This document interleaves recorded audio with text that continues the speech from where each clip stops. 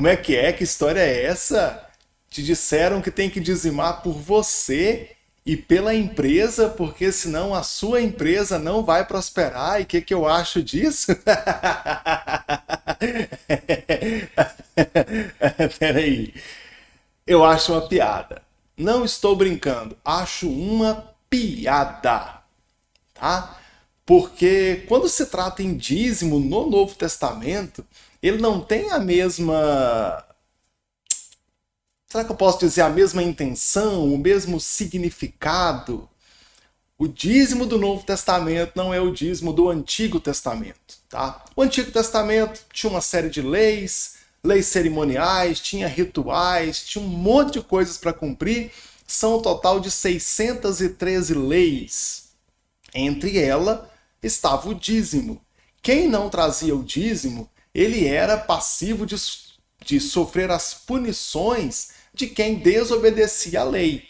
Então não é assim, desobedeceu o dízimo, está amaldiçoado. Na verdade desobedeceu a lei, está amaldiçoado. E tinha lei para um monte de coisas. Lei para escravo, em relação a libertar. O que eu fazia com o escravo se ele quisesse continuar sendo meu escravo? Acredite, na lei tinha essa resolução.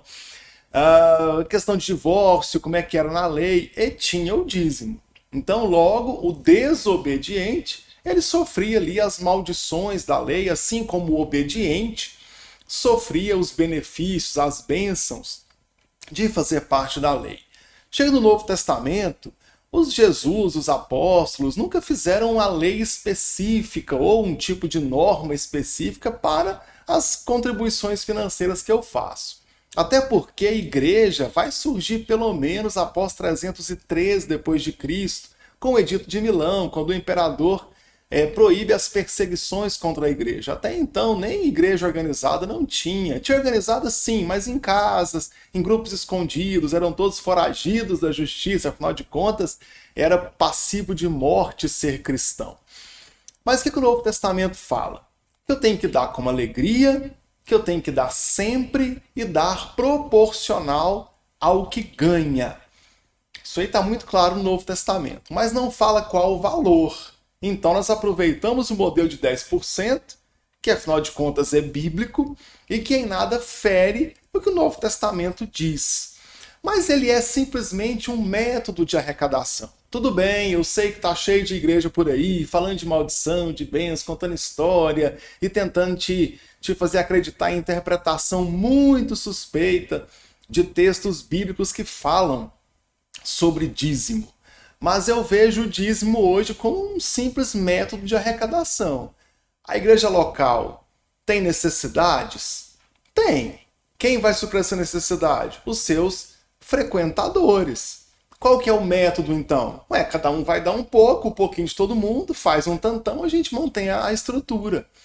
De coração, proporcional ao que ganha, periódico, que é um modelo de valor, os 10% do Antigo Testamento. Mas ele não tem o peso de lei do Antigo Testamento. Só que aí tem muito bacanão, tem muito bandido interno de pastor que tá de olho no seu dinheiro e começa a dizer que você tem que dizimar pela sua empresa, porque a sua empresa também tem que prosperar. Gente, que palhaçada é essa? Vou te contar um segredo. Esse camarada aí quer aumentar o faturamento dele, porque afinal de contas o salário dele sai da igreja. Vamos supor uma empresa aí que fatura 50 mil reais. Isso é faturamento bruto. E de lá tem que tirar o lucro. Mas do lucro eu pago despesas com infraestrutura, limpeza, muitas vezes aluguel, taxa de condomínio, conforme o lugar onde você está, se for uma galeria, um shopping, tem encargos trabalhistas, impostos, tem até aquela pintura que sempre um pichador que está faltando louça para lavar, picha seu muro, você tem que ir lá e pintar esse muro. Tem que pagar um monte de coisas, pagar o salário dos funcionários. Depois disso, você tem o seu prolabore, que é realmente o lucro do empresário em relação a isso. Vamos supor que desses 50 mil reais aí, eu tenho 5 mil reais, que é o realmente prolabore, o salário do empresário. O empresário, então, acha que é interessante o modelo de 10%, pega R$ 500 e leva para a igreja. O que o bandido em pele ou em terno de pastor pensa? Ué, peraí, só R$ 500? Esse cara faturou 50 mil. Se ele der 10% sobre 50 mil, ele vai trazer 5 mil para cá. Ah, então eu vou começar a pregar que ele tem que dizimar pela empresa. Só que eu acho que isso é papel de quem não está preocupado com a saúde espiritual da igreja, para quem não está preocupado em pregar o evangelho de Cristo e quem sequer tem noção de administração. Porque se você, empresário, começar a tirar 10% da sua venda bruta e começar a dar para alguém, você vai colocar o seu negócio em xeque e você vai falir. Só que quando você falir, o que é que o pastor vai dizer? Você não teve fé. Tem algo de errado na sua vida espiritual. E aí tá você, com a mão na frente e outra atrás, falido. Muitas vezes com o dono da sala querendo cobrar o aluguel de você, funcionário te processando na justiça do trabalho para ter os seus direitos trabalhistas recebidos, e o pastor vai simplesmente procurar outro empresário para tentar arrancar dinheiro dele. Então a minha sugestão para você é a seguinte: nem volte nessa igreja. Procure uma igreja em que o pastor é preocupado com você, tem compromisso com a sua vida e que não fala tanto em dinheiro. Quer saber se uma igreja é séria? É praticamente impossível saber, porque afinal de contas, ao primeiro momento, todo lugar é bom. Conforme você conhece as pessoas, você começa a conhecer os problemas. Mas será que naquela igreja fala mais de dinheiro do que de Cristo? As músicas falam mais de prosperar do que de salvação? Vamos fazer uma continha simples aqui. 1 hora de culto, meia hora cantando, músicas que falam de prosperidade, 20 minutos te pedindo dinheiro, contando testemunho de prosperidade, e 10 minutos realmente tentando pregar o evangelho. Essa igreja, você não deve ficar nela. Porque quem está lá está preocupado com o próprio sustento e não com o seu. E eu vou repetir, se o seu negócio falir, ele vai dizer que você não tem fé e vai começar a pedir dinheiro para outro. Então, nessa história de dizimar por você, de dizimar pela empresa, corre dessa pessoa. Isso não é de Deus.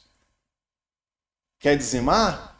Quer ofertar? Acha que é importante a sua contribuição para a manutenção da estrutura?